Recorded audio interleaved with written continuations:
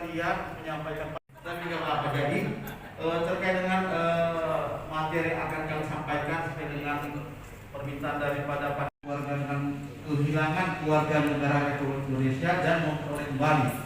Dan mohon maaf saya pakai masker loh. Jadi kantor wilayah Kementerian Hukum dan HAM adalah instansi oleh seorang kepala, dan kepala kantor wilayah itu mengkoordinasikan pelaksanaan tugas HAM nomor 30 tahun 2015 tentang organisasi dan tata kerja kantor wilayah. Bisa jelas di mana cantolannya terkait dengan layanan keluarga negaranya itu terkait dengan kedudukan. Sedangkan tugas daripada kantor wilayah itu sendiri adalah melaksanakan kebijakan Menteri Hukum dan HAM dan peraturan perundang-undangan lainnya. Jadi itulah tugas kami. Ya, tadi kedudukan sudah sampai. Tugas kami adalah melaksanakan tugas Kementerian Hukum dan HAM di provinsi. Nanti bisa kita lihat tugas-tugas apa saja yang ada di provinsi. Sedangkan untuk melaksanakan tugas-tugas tersebut, kantor wilayah Kementerian Hukum dan HAM itu melaksanakan fungsi yang pertama, ya, kenapa sekarang itu layanan di Kementerian Hukum dan HAM, ya, termasuk di AHU itu kita sudah berbasis IT teknologi. Jadi ini merupakan salah satu hasil daripada pelaksanaan reformasi birokrasi. Ya, kalau Bapak Ibu sekalian yang dari pemerintahan ataupun yang di luar pemerintahan mungkin kita pernah mendengar reformasi birokrasi, ya, perubahan besar, ya, perubahan besar dalam tata paradigma pemerintahan menuju pemerintahan yang baik atau good governance. Kenapa kita perlu melakukan reformasi birokrasi? Ini khusus rekan saya ini di barisan depan, saya dengan pakaian seragam, ya.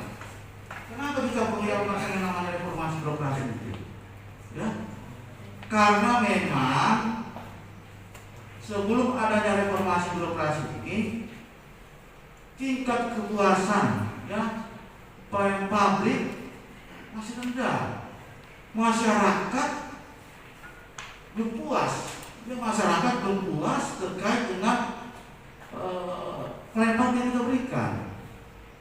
Di imigrasi contoh, ya, orang mau buat paspor nggak tahu, ya, biayanya berapa, persyaratannya apa, waktunya berapa lama, ya, orang tidak tahu. Syarat yang dipenuhi, memang yang bersangkutan itu cinta kepada Indonesia. Karena Bapak Ibu sekalian, ya, kalau saya bicara pengalaman, kadang-kadang orang apa ya, saya belum pernah juga tanya-tanya di Malaysia sana. Cuma kadang-kadang orang lebih apa ya, lebih mudah dia, ya.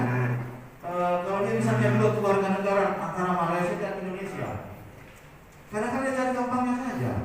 Nah, udahlah, saya pilih saja Indonesia. Kenapa? Mungkin apa? Mungkin ini saya tadi persyaratannya lebih mudah, karena kalau saya dengar cerita-cerita, karena saya juga belum pernah ke Malaysia, tanya-tanya itu kalau di Malaysia itu sangat ketat, Singapura sangat ketat, ya. Warga negara asing untuk Indonesia, untuk anak-anak yang lahir di luar wilayah Indonesia atau lahir di dalam Indonesia yang tidak memilih atau terlambat memilih. Jadi kalau kita hitung 2006 itu lahir 2006, sekarang mungkin umurnya sudah 19 tahun, sudah wajib memilih. Tapi kalau yang umurnya lahir di bawah 2006 itu banyak yang terjadi. Terakhir itu sedang sama Pak Ahok yang 2000 yang terlambat memilih kewarganegaraannya atau kehilangan kewarganegaranya, diberikan hak kembali untuk memilih melalui pasal 3 ayat 1. Tapi memang sesuai aturan dibatasi waktunya hingga 31 Mei 2024. Tetapi apakah terlambat itu tetap boleh memilih? Boleh memilih, tetapi dibebankan biaya. Tetap boleh memilih, tetapi kita dengan PBB 5 juta, 50 juta. Jadi kita lihat dulu esensinya.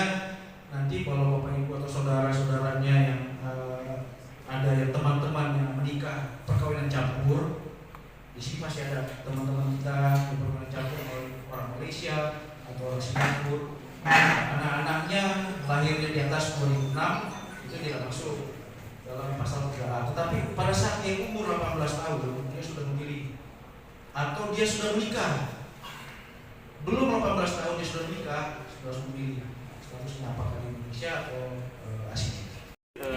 Kantor imigrasi, mungkin data pasnya itu bisa ditanyakan langsung ke kantor imigrasi.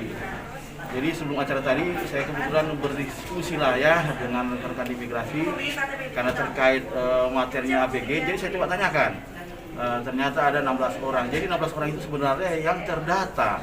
Tetapi mungkin kita juga pahami selain 16 orang ini mungkin ada juga ABG di luar 16 orang ini yang tidak tercatat di kantor imigrasi. Jadi sekali lagi itu yang tercatat di kantor imigrasi, sehingga tentunya harapan kami mewakili pemerintahan dan Kementerian Hukum dan HAM mohon sinergitas dengan tentunya teman-teman kita wartawan ya, karena kami yakin di zaman sekarang ini teman-teman wartawan punya peran yang penting, vital dalam rangka penyebaran informasi, sehingga tentunya informasi terkait dengan batas waktu tanggal 31 Mei 2024 untuk ABG bisa memiliki tersebut bisa tersampaikan kepada masyarakat luas. Saya kira itu.